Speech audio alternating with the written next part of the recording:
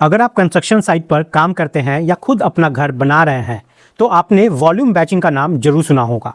और अगर आपने ये वर्ड सुना है तो बल्किंग ऑफ सैंड यानी रेत का फूलना ये आपको समझना बहुत जरूरी है, क्योंकि सच कहें तो यही एक ऐसा फैक्टर है जो आपके कंक्रीट की स्ट्रेंथ को चुपचाप कमजोर कर सकता है और ज़्यादातर लोग को इसका पता भी नहीं चलता। सबसे पहले बात करते हैं वॉल्यूम बैचिंग की। वॉल्यूम बैचिंग का मतलब होता है हम सीमेंट, सैंड और एग्रीगेट को उनके वॉल्यूम यानी कि बाल्टी, तसला या माप के डिब्बे से नापकर मिक्स करते हैं।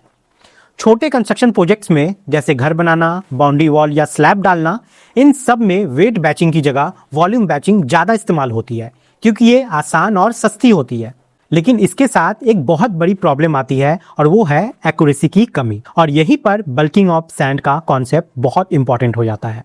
बल्किंग का मतलब होता है रेत का वॉल्यूम बढ़ जाना, और ये बढ़ोतरी मॉइस्चर यानी कि नमी की वजह से होती है। जब रेत में थोड़ी सी नमी आ जाती है तो उसके पार्टिकल्स के बीच में एक पतली पानी की लेयर बन जाती है, जिससे वो पार्टिकल्स एक दूसरे से थोड़ा दूर हो जाते हैं। इससे रेत का वॉल्यूम बढ़ जाता है लेकिन वेट वही रहती है। अब आप सोचिए, अगर आपने एक तसला सूखी रेत लिया और फिर एक तसला गीली रेत लिया तो दोनों का वेट अलग होगा लेकिन वॉल्यूम बराबर होगा। असल में गीली रेत में सैंड पार्टिकल्स के बीच गैप ज्यादा होता है, इसलिए वो फूल जाती है और इसे ही हम बल्किंग कहते हैं। अब सवाल आता है कि ये कितना बढ़ सकता है।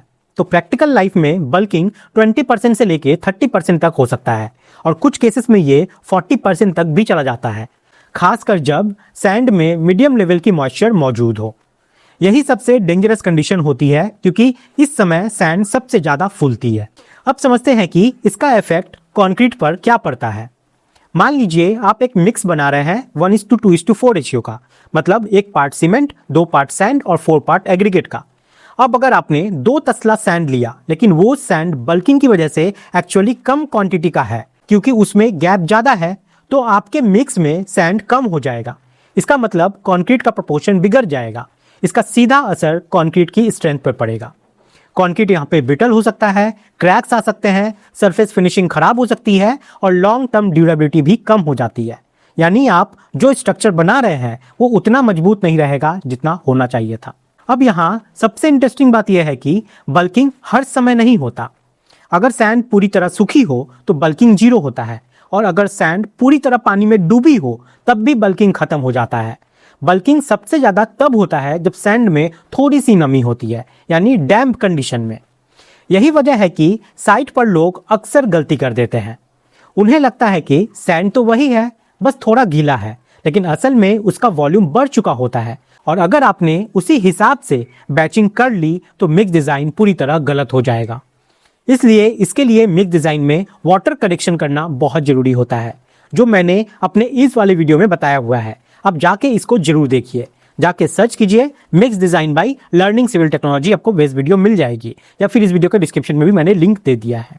अब बात करते हैं कि प्रैक्टिकल साइट पर बल्किंग को कैसे आइडेंटिफाई करें। तो इसका एक बहुत आसान तरीका है। आप एक कंटेनर में सैंड भरिए और उसका लेवल मार्क कर लीजिए, फिर उसी सैंड में पानी डालकर उसे पूरी तरह सैचुरेटेड कर दीजिए। अब आप देखेंगे कि सैंड का लेवल नीचे बैठ गया होगा। तो यही जो डिफरेंस है यही बल्किंग को दिखाता है। मान लीजिए पहले जो लेवल था वो था 100 mm पर, और फिर पानी डालने के बाद वो 80 mm हो गया। तो इसका मतलब है कि 20% बल्किंग था। यानी आपको बैचिंग करते समय इस एक्स्ट्रा वॉल्यूम को कंसीडर करना पड़ेगा। कंस्ट्रक्शन साइट पर एक्सपीरियंस इंजीनियर्स और सुपरवाइजर्स हमेशा इसी बात की ध्यान रखते हैं।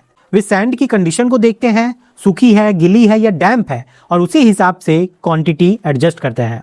लेकिन जहां ये अवेयरनेस नहीं होती वहां प्रॉब्लम शुरू हो सकती है। बल्किंग को इग्नोर करने का मतलब है आप बिना जाने अपने स्ट्रक्चर की क्वालिटी कॉम्प्रोमाइज कर रहे हैं। और सबसे खतरनाक बात यह है कि इसका इफेक्ट तुरंत नहीं दिखता, ये धीरे धीरे सामने आता है। जब क्रैक्स पड़ने लगते हैं या स्ट्रक्चर कमजोर होने लगती है तब दिखता है, तब समझ में आता है। इसलिए अगर आप वॉल्यूम बैचिंग कर रहे हैं तो बल्किंग ऑफ सैंड को समझना और उसे कंट्रोल करना बहुत जरूरी है। ये कोई थ्योरेटिकल कॉन्सेप्ट नहीं है, ये पूरी तरह प्रैक्टिकल है और हर साइट पर डायरेक्टली अप्लाई होता है। अब सबसे जरूरी सवाल आता है, साइट पर इसे हम कंट्रोल कैसे करें। क्योंकि थ्योरी समझना आसान है लेकिन रियल कंस्ट्रक्शन साइट पर सही तरीके से अप्लाई करना उतना ही मुश्किल। सबसे पहला और सबसे सिंपल तरीका है सैंड की मॉइस्चर कंडीशन को हमेशा अब्जॉर्ब करते रहना। जब भी आप बैचिंग शुरू करें, सबसे पहले ये देखिए कि सैंड सूखी है, गीली है या डैम्प कंडीशन में है। अगर सैंड पूरी तरह सूखी है तो आपको बल्किंग की चिंता करने की कोई जरूरत नहीं है, लेकिन अगर सैंड में हल्की नमी है तो समझ जाना चाहिए कि बल्किंग जरूर होगा और आपको क्वांटिटी यहाँ पे एडजस्ट करना पड़ेगा। अब बात करते हैं प्रैक्टिकल एडजस्टमेंट की। मान लीजिए आपने बल्किंग टेस्ट किया और पाया कि सैंड में 25% बल्किंग है। इसका मतलब ये है कि जो वॉल्यूम आपको चाहिए उससे 25% ज़्यादा सैंड आपको लेना पड़ेगा।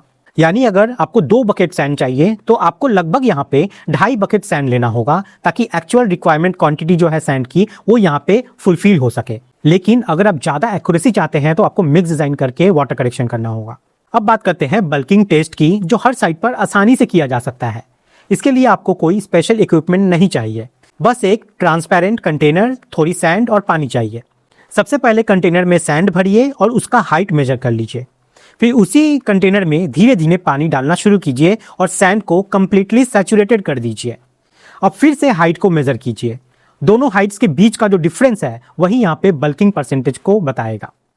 इस सिंपल टेस्ट को अगर आप डेली नहीं कर सकते तो कम से कम हर बार सैंड का सोर्स बदलने पर जरूर करें, क्योंकि अलग अलग जगह की सैंड का बिहेवियर अलग होता है। रिवर सैंड, क्रस्ट सैंड और पिट सैंड, इन सब की बल्किंग प्रॉपर्टीज अलग हो ही सकती है। अब एक और इम्पॉर्टेंट बात, machine mixing versus hand mixing का। अगर आप कंक्रीट को मिक्स करने के लिए मशीन मिक्सर का यूज कर रहे हैं तो थोड़ी कंसिस्टेंसी मेंटेन हो जाती है, लेकिन अगर आप हैंड मिक्सिंग कर रहे हैं तो एरर के चांसेस ज़्यादा होते हैं। ऐसे में बल्किंग को इग्नोर करना और भी ज़्यादा रिस्की हो जाता है। अब सवाल आता है, क्या इसका कोई परमानेंट सॉल्यूशन है? तो इसका सबसे बेस्ट सॉल्यूशन होता है वेट बैचिंग। वेट बैचिंग में हम मटेरियल्स को वेट से मेजर करते हैं, जिससे मॉइस्चर या बल्किंग का इफेक्ट ऑटोमेटिकली एलिमिनेट हो जाता है। और यही रीज़न है कि बड़े कंस्ट्रक्शन प्रोजेक्ट्स में वेट बैचिंग को ज़्यादा प्रेफरेंस दी जाती है, लेकिन छोटे प्रोजेक्ट्स में वेट बैचिंग हमेशा पॉसिबल नहीं हो पाता, कॉस्ट और इक्विपमेंट की वजह से। इसलिए वहाँ वॉल्यूम बैचिंग ही यूज़ होती है और वहीं पर बल्किंग का नॉलेज सबसे ज़्यादा जरूरी हो जाता है। अब बात करते हैं साइट सुपरविजन की। कई बार लेबर या मैसन को बल्किंग के बारे में पता नहीं होता और वे अपने एक्सपीरियंस से काम करने लगते हैं, लेकिन अगर सुपरविजन स्ट्रांग नहीं होगा तो छोटी छोटी मिस्टेक्स बड़े नुकसान में बदल सकती है। इसलिए साइट इंजीनियर का रोल बहुत इंपॉर्टेंट होता है। उसे हर स्टेप्स पर क्वालिटी चेक जरूर करना चाहिए। अब यहाँ एक और कॉमन सिचुएशन होती है, बारिश के बाद की सैंड। जब बारिश होती है तो सैंड में मॉइस्चर कंटेंट अचानक बढ़ जाता है। इस समय बल्किंग मैक्सिमम हो सकता है। अगर आपने उसी सैंड को बिना चेक किए यूज कर लिया तो उसका पूरा मिक्स डिजाइन खराब हो सकता है। इसलिए बारिश के बाद बल्किंग टेस्ट करना और भी ज्यादा जरूरी हो जाता है। इसलिए एक सिंपल रूल याद रखिए, मेजर व्हाट मैटर्स। कंस्ट्रक्शन में एक्यूरेसी ही क्वालिटी की पहचान है। अगर आपका मेजरमेंट सही है तो आपका स्ट्रक्चर भी मजबूत होगा, और अगर मेजरमेंट में गलती है तो चाहे आप कितना भी अच्छा मटेरियल यूज क्यों ना करें, रिजल्ट सही नहीं आएगा। बल्किंग ऑफ सैंड कोई छोटा टॉपिक नहीं है, ये डायरेक्टली कंक्रीट की स्ट्रेंथ, ड्यूरेबिलिटी और परफॉर्मेंस से जुड़ा हुआ है। खासकर इंडिया जैसे देश में जहां ज़्यादातर स्मॉल प्रोजेक्ट्स में वॉल्यूम बैचिंग यूज होती है, वहां ये नॉलेज हर इंजीनियर, कॉन्ट्रैक्टर और इवन होम ओनर को भी जरूर होना चाहिए। अंत में बस यही कहना चाहूँगा, अगर आप चाहते हैं कि आपका घर या बिल्डिंग सालों तक मजबूत और सुरक्षित रहे तो छोटी छोटी टेक्निकल बातों को नज़रअंदाज मत कीजिए। बल्किंग ऑफ सैंड भी उन्हीं में से एक है, जो दिखने में छोटी लगती है लेकिन इम्पैक्ट बहुत बड़ा डालती है। तो अगली बार जब भी आप साइट पर जाएं और सैंड देखें तो सिर्फ ये मत सोचिए कि ये सैंड है, बल्कि ये सोचिए कि इसकी कंडीशन क्या है, इसमें कितनी नमी है और क्या ये आपके कंक्रीट मिक्स को अफेक्ट कर सकती है या नहीं। यही सोच आपको एक बेटर इंजीनियर और एक स्मार्ट बिल्डर बनाती है।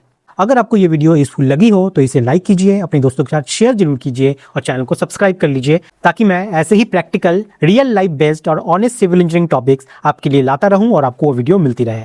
आज के लिए इतना ही, मिलते हैं अगली वीडियो में। तब तक के लिए धन्यवाद।